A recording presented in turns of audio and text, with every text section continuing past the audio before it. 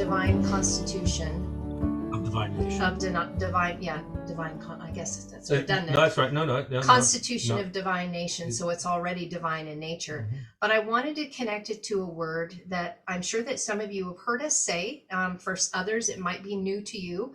The word oreta. How many of you have heard us mention that before? Raise of hands, please. Okay.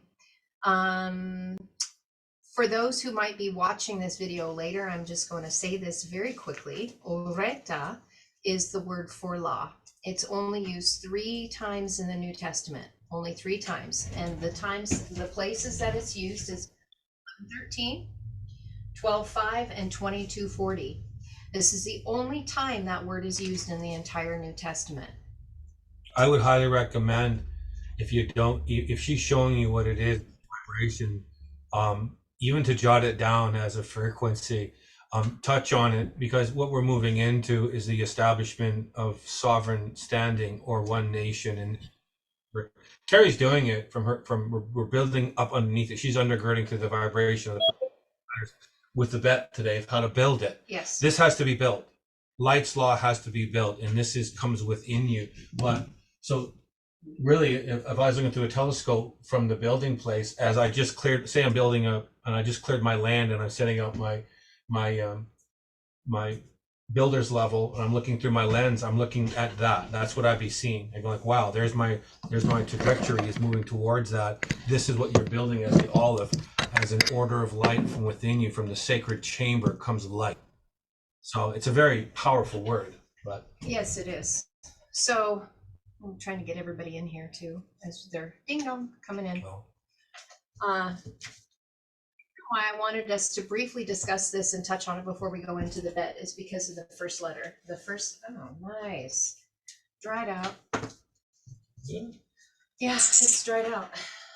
The first letter on the board is the Aleph, Oreta. So for those of you who already know the letters, for those of you who are just coming in, you won't, but I'm going to say them out loud. Aleph, Vav, Resh, Yod, Tav, Aleph. And this is an incredible word when you can comprehend what it is saying to us. Now, it's interesting to note that those that have been studying in Hebrew for a while, or at least know the word Torah, you would think that Torah would have been brought forward into the New Testament.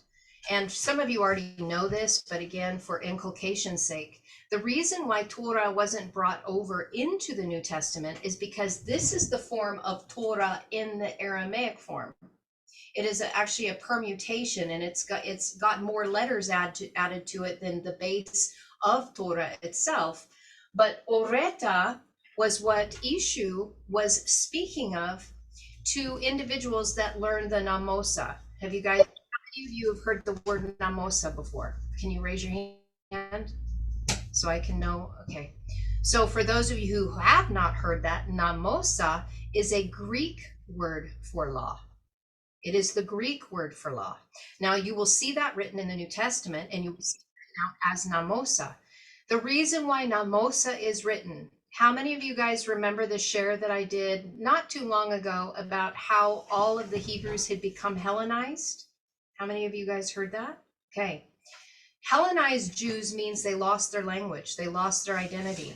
They learned the law through the Greek writings called the Septuagint.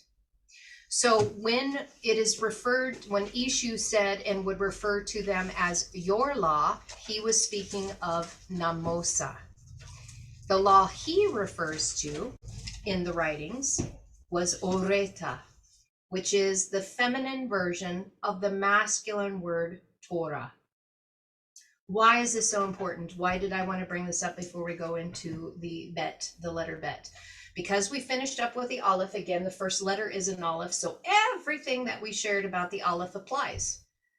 But I just love this language because of what it's communicating to us when we slow down and just don't try to get in a hurry on it. Really allow the letters and the words to marinate in and let it just become a part of you and activate through resonance dormant parts of our DNA to help us rekindle memory that has been lost so that we can reactivate it and begin vibrating at that tuning fork level.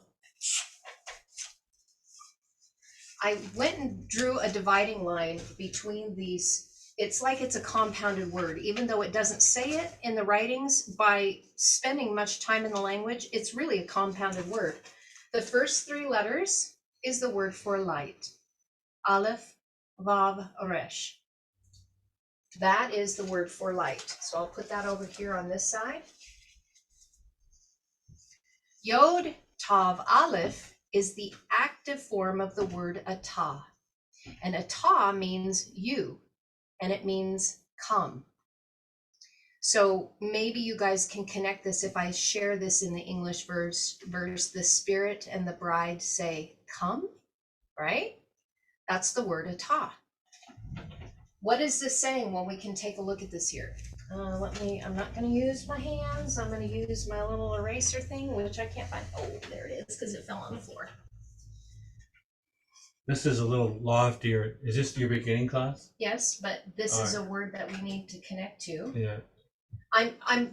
You guys may not know the letters, but I want you to pick up the vibration, because we will continue to use these words as we move forward. So when you hear oreta, whenever you hear that, even on Facebook, if I'm typing something, or on YouTube, or when Ken speaks, I'm putting this frequency in you because it's directly connected to the Aleph. Yeah, let me just, because I can, for anyone that feels a little overwhelmed, because these words, when we're saying, especially when it's written in a whole different font, it's like, I have no flipping idea what's on that book.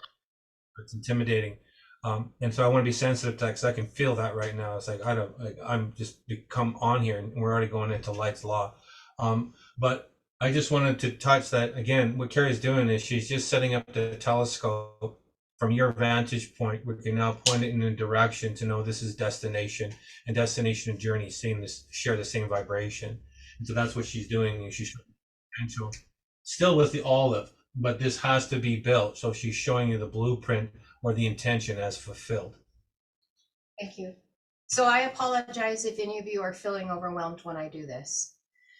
It's difficult to try to convey some of the words in Hebrew into English. And so I want to touch on some of these things to begin seeding them into you, so that if you can hear the vibration of oreta, and I wrote down for you guys what the transliteration in English would be, so that you can take notes on it. Every time you hear oreta, you will know that it's connected to the Aleph. It's connected to the word light.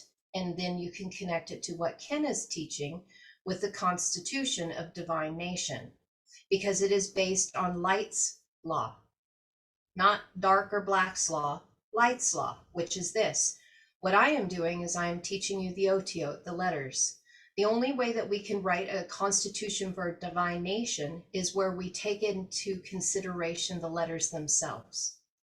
So the purpose of me sharing this with you today, again, is to link all of this to what Ken is teaching on Saturdays and when we have our share time, so that you can see that there's a direct correlation of divine nation here, to know how we build ourselves as divine nation through the otiot, which again is the word that means letters, through the letters of light that correlate to light's law. Does that make sense, or did I lose any of you guys? Hopefully that made sense. Yeah. So again, I'm just getting this frequency in you. So if you can't recognize the letters yet, please build those flashcards. Start working on those letters. I've already shared with you how the document that has all the letters on it, so that you can at least start familiarizing you with the shapes. I'm going to teach and continue teaching the expanded version of what the letters mean, but I really need you guys to start recognizing the symbols. And as an assister, and I know you need to go on this, but it's good to know what you're doing. I know you're learning a language, but make no mistake, because this was for a while. People would be like, "What are you guys doing? I can't put a label on you." And again, we're not looking for labels. I don't really care if you can put a finger on me or not. That's not what this is about. But now we realize what it is, and so you can actually say that if people are trying to figure you out, you can actually say that you're in constitutional law. You are studying the Constitution in its true origin of intention. If you continue on this journey, you will be able to decipher, discern, define yourself as a constitution. That is sovereignty. That is assembled God. So that's just to connect it, that you know have a vernacular. So what am I doing? Well, why am I doing this? To rewrite your constitution. And constitute also is another form of enjoining yourself. Enjoining yourself. Yep. So what I wanted to share with you on the second half of the word, Yod Tav Aleph, we've already discussed Yod. We've already, not in its fullness, but we've already been mentioning it as we go, because it is part of the construction of the Aleph. It's the active form of it. It's the spark. It's the work and the deed of the hand. It's the compass that guides us. It gives us power to be able to move and do what we need to. So here's the active form of the Aleph Tav Aleph, which is a Ta, which means come. You, Y-O-U, you, come. Why is this important? Because in its static form as pointing to you, meaning this is, make it personal, it's speaking, you, come, light. You, come, light, come forward. There's our Aleph Tav right here, which is the idiom for the sacred languages, the Aleph through the Tav, which was written in Greek as the Alpha and the Omega. From the beginning all the way to the end, to bring us right back around to the beginning once again, now manifested fully as the Aleph, known as the Alephim, the mystery of the many who are one. And that is connected in the word Oreta as the law of light. You could say the law of one, for those of you who are familiar with that word, the law of one, because Aleph is one, and it's light, and it's law. There's many ways you can say that. You could also say it's one light that has completed the journey in the absolute state of being. There's many ways that you can take this word and translate it, but I'm bringing it to make it personal. Look as it and not at it. It is speaking to you, literally. You have work to do, hence why it's a yod. You have work to do with light in order to bring forth light from within you. And that truly is what Torah, because the root of that means to flow as water, and it also has the word light in here. That's what the whole purpose of Torah was. But then when you get it jacked up into Greco-Roman mind thinking, into Greek, becoming Hellenized, or getting it translated into English, which then takes all of the power and totally sterilizes it, so that nothing can be produced, then you get these things like the Hebrew Roots movement, which we were a part of for a while. There was no joy at all. It was very dark. It was extremely depressing. And it was all about do's and don'ts. We have a complete wrong definition of what Torah was about. And the only way to know what Torah is about is by knowing the letters, because you translate those verses as you translate yourself. And again, in Ishu's time, there was no New Testament. All they had, what they knew as God's word, was the Old Testament. But without the code, not knowing the letters, you're going to get yourself into some really funky cults. There's going to be some strange stuff that comes out of it, and then it'll puff you up, and you'll end up separating yourself from the rest of the world, calling yourself God's chosen people, and then the rest are just dogs and doormats to be stepped on. And that's not what the purpose and the intent was. It was to create a priesthood that would be walking in the light that could assist the rest of the nations to come into that light. The servants, the lights of the world, to help bring light and illumination to the rest of the world that was seeking it. It was never meant to say that we have the power, we are it and you are not. And that's why I have such passion to share these things with you, and why Ken is taking the time to write this constitution of divine nation, one nation as God, as indivisible, so that we can be the lights unto the world, the priesthood, the Bait Anoth, the temples that have the answers to those who come with questions. This in short time, this will actually be taught to the world. Yeah.